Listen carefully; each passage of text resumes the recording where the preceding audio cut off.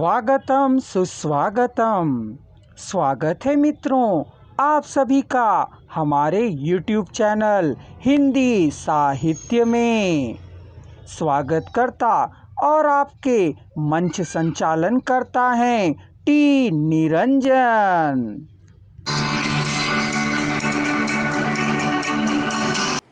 24 सितंबर 1856 को उन्नाव उत्तर प्रदेश में प्रताप नारायण मिश्र जी का जन्म हुआ।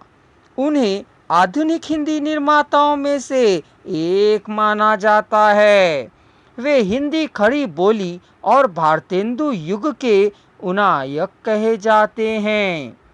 प्रताप नारायण मिश्र जी एक ऐसे लेखक, कवि और पत्रकार हैं जिन्होंने अपनी हर दुनिया में प्रसिद्धि पाई। मिश्र जी को भारतेंदु हरिश्चंद्र में अनन्य श्रद्धा थी।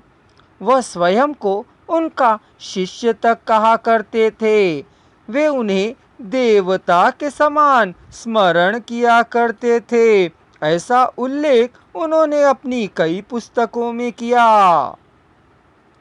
भारतेंदु जैसी रचना शैली, विषय वस्तु और भाषागत विशेषताओं के कारण ही प्रताप नारायण मिश्र को हम प्रति भारतेंदु या फिर द्वितीय चंद्र आदि नाम से भी पुकारते हैं।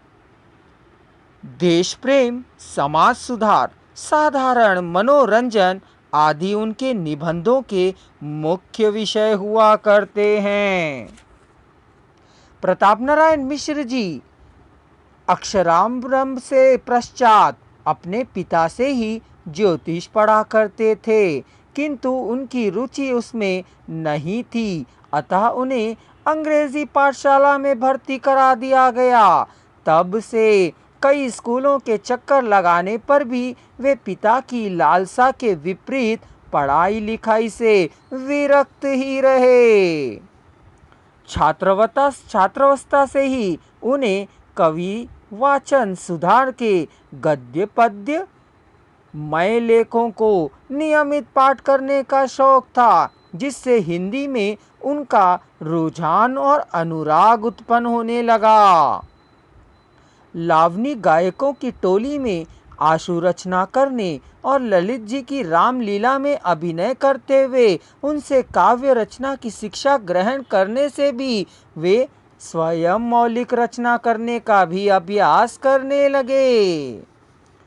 ऐसा कहा जाता है कि इसी बीच वे भारतेंदु हरिश्चंद्र जी के भी संपर्क में आए। फिर उनसे आशीर्वाद प्राप्त कर, प्रोत्साहन पाकर वे हिंदी गद्य तथा पद्य रचना करने लगे।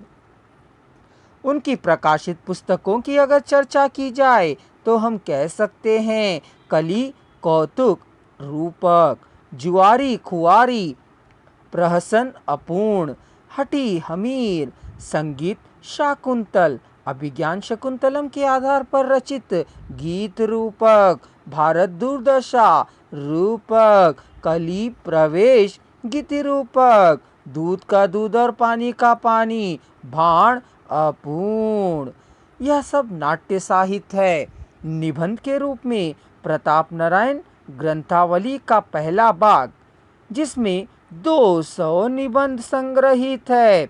आत्मकथा के रूप में प्रताप चरित, जो अपूर्ण रह चुका था।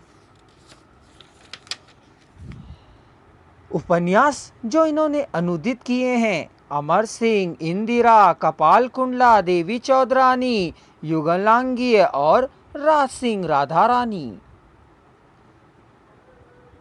कहानी के रूप में अनुदित कथा, बाल संगीत, चरिताष्टक, कथामाला, इसी तरह कई संग्रहित रचनाएं भी हैं।